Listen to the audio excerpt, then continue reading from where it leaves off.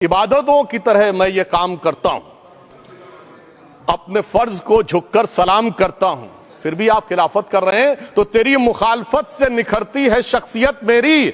मैं सियासी दुश्मनों का भी बहुत एहतराम करता हूं। सभापति महोदय, ताजमहल पर भी दावा कर दिया गया। अब तो मैं पूछना चाहता हूं, और सुप्रीम कोर्ट ने अपने जजमेंट में कहा कि भाई शाहजहां के जमाने का लिखा फरमान लेके आइए, तब हम मानेंगे कि इस पे कोई दावा है या नहीं। मगर जब ताजमहल का उल्लेख आता है सभापति महोदय, तो एक प्यास मुझे याद आ जाती है। जब शाहजहां जेल में था और दूर से उस ताजमहल को देखता था और उसे सिर्फ एक सुराही पानी मिलता था और उसने औरंगजेब से कहा एक सुराही पानी और भिजवा दो, तो जानते उसने मना कर दिया। तो दुखी होकर शाहजहां ने फारसी में लिखा, ए पिसर तू अजब मुसलमानी, जे पिदरे जिंदा आप तरसानी, आफरीन हिंदुआन सदबार, जे देहंद पिदरावा मुर्दा देवम आप। मतलब तू कैसा मुसलमान है जो जिंदा बाप को पानी के लिए तरसा रहा है? तुझसे तो आफरीन 100 बार उन हिंदुओं को है जो पितृपक्ष में मरे हुए बाप को भी पानी देते हैं। तो मैं कहना चाहूंगा सभापति महोदय, एक हिंदी में कहावत होती है, नया मुल्ला प्याज ज्यादा खाता है, परंतु यहां तो जो गैर मुल्ला प्याज बहुत खा रहा था, और इतना खा रहा था कि आंसू निकल रहे थे गरीब मुसलमान के भी और देश के भी। इसलिए मैं कहना चाहता हूं सभापति महोदय, अगर छोड़ दीजिए भारत की बात करिए, तो क्या ऐसी कोई शक्ति सिखों के पास है, ईसाइयों के पास है, यहूदियों के पास है, पारसियों के पास है? नहीं है। छोड़ दीजिए, इस्लाम के अंदर आइए। अगर इतना भाईचारा है तो ये सुन्नी वक्फ बोर्ड और शिया वक्फ बोर्ड अलग क्यों है मेरे भाई? जमीन पे एक दूसरे पे एतबार नहीं है, सिर्फ सियासत के लिए साथ में आने की बात है। ये भी जरा सोचने की बात है। और जो अकलियतों में भी अकलियत है, आगा खानी है, बाकी है, जो बोहरा है, उनकी तो कोई गिनती नहीं है। हमारी सरकार ने पहली बार मुस्लिम समाज के अंदर भी ईमानदारी से सबको समान प्रतिनिधित्व देते हुए एक नई सुबह के नए वक्फ का आगाज किया है। इसके लिए मैं सरकार को बधाई देना चाहता हूं। और सभापति महोदय, मैं बताना चाहता हूं कि ये हमने ईमानदारी से मुस्लिम समाज के कल्याण के लिए बात की है, क्योंकि एक तरफ खड़ा हुआ है ईमानदार मुसलमान जो शराफत के साथ ईमान को गले से लगाए हुए हैं, और दूसरी तरफ कुछ चंद सरमाएदार हैं जो उस अमानत में खयानत करके शरारत के साथ उसके झंडा बरदार बनना चाहते हैं। तो यह मुकाबला किसके बीच में है? यह शराफत अली और शरारत खान के बीच में मुकाबला है। हमारी सरकार शराफत अली के साथ खड़ी है, हमारी गरीब मुस्लिम के साथ खड़ी है। ये गरीबों गुर्बत वाले गुर्बत अली और सरमाएदारे वाले गाजी खान के बीच का इलाका है। मगर मैं कहना चाहता हूं महोदय, एक बात मैं बहुत स्पष्ट रूप से कहना चाहूंगा, इन जरूरतमंद मुसलमानों की लड़ाई के लिए मैं कह सकता हूं कि ये गरीब मुसलमानों के दिल की कसक और कट्टरपंथी वोट के ठेकेदारों के मन की ठसक के बीच में हमारी सरकार ने उस कसक का साथ दिया है, जिसके लिए मैं मानता हूं गरीब और पसमानदा मुसलमान निश्चित रूप से उनका आभारी होगा। हां, मगर जब इसकी बात आती तो भी माननीय खड़गे जी भी बोल रहे थे, माननीय संजय सिंह जी भी बोल रहे थे, मनोज झा जी भी बोल रहे थे कि साहब आपके यहां वो कितने पुजारी हैं और कितने किस वर्ग के पुजारी हैं। तो मैं उनको बताना चाहता हूं, केवल अकेले जूना अखाड़े ने पिछले साल 71 SC ST लोगों को महामंडलेश्वर बनाया। अरे आपको हमारे सदन में बैठे हुए बाल योगी उमेश नाथ जी नहीं दिखते? वैसे तो कहा जाता है जात ना पूछो साधु की, मगर मैं बताना चाहता हूं विश्व हिंदू परिषद के 50,000 से अधिक पुजारी ट्राइबल्स में जो शेड्यूल कास्ट है जो काम कर रहे हैं। मगर मैं हद अदब से पूछना चाहता हूं, बताइए मुल्ला, मौलवी, मुफ्ती, मुकर्रम, बारी, हाफिज में से कितने पसमंदा हैं? उसमें कितने जुलाहा, अंसारी, घोसी, बताइए मिरासी कितने हैं? बाकी छोड़िए, पसंदला बोर्ड में है क्या? अरे वक्फ बोर्ड में है क्या? इसीलिए मैं कहता हूं खुद मियां फजीहत, दूसरों को नसीहत। अगर ईमानदारी से बात करनी है तो उस पर आगे। मगर मैं एक बात और कहना चाहूंगा कि हमारी जो सरकार ने नाम दिया है, इसको उम्मीद नाम दिया है, और यह उम्मीद है किसके लिए? उस ईमानदार मुसलमान के लिए और देश के हर खास व आम के लिए यह उम्मीद है। मगर सभापति महोदय, कुछ लोग वो हैं जो उम्मा का ख्वाब पाले हुए थे।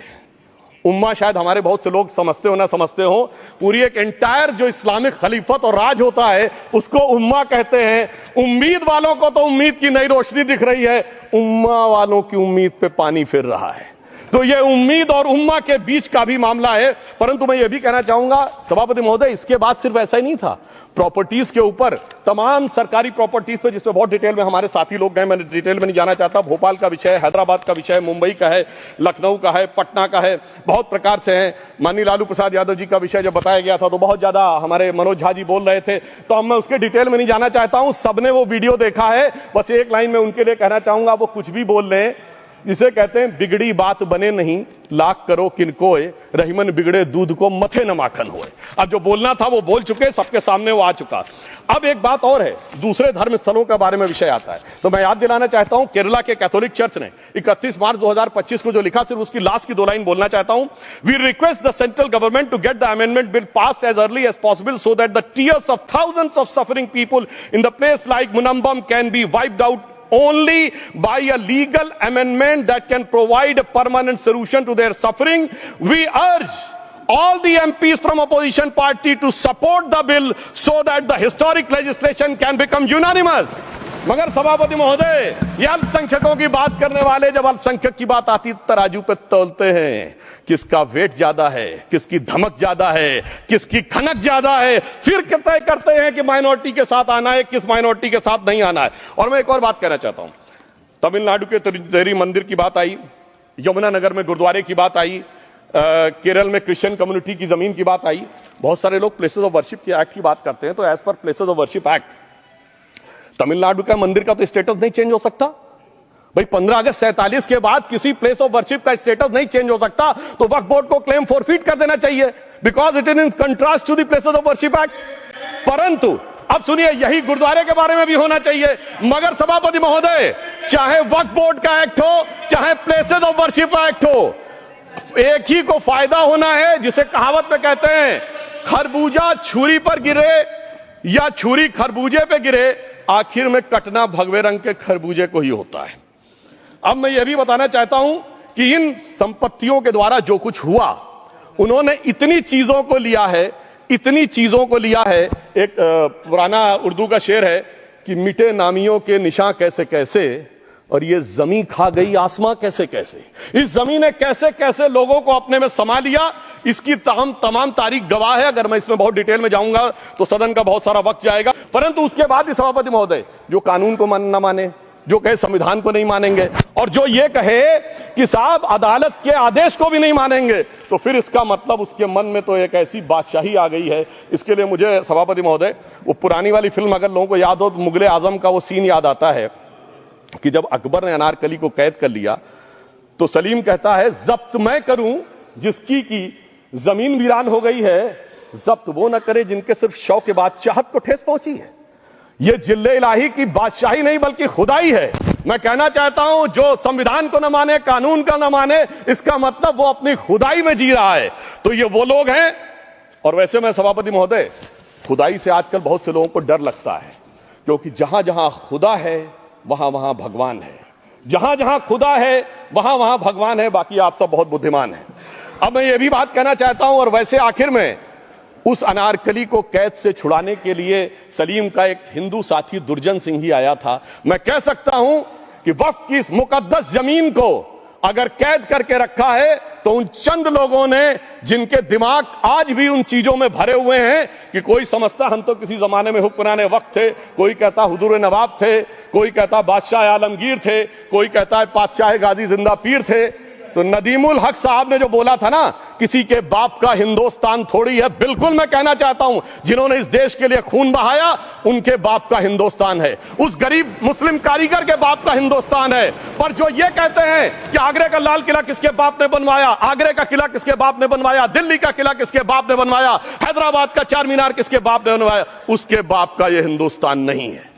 और उसके बाद भी जो आप करना चाहते हैं, अगर इस रास्ते में आप कांटे बिछाना चाहते हैं, तो उनके लिए एक लाइन कहना चाहता हूं सभापति महोदय, तेरी तमन्ना है पर हम खार न बोने देंगे, खार कांटों को कहते हैं, तेरी तमन्ना है पर हम खार न बोने देंगे, तुझे हम राह की दीवार न होने देंगे, तू सबको रौंद कर आगे जो निकलना चाहे, हम तेरी इतनी भी रफ्तार न होने देंगे।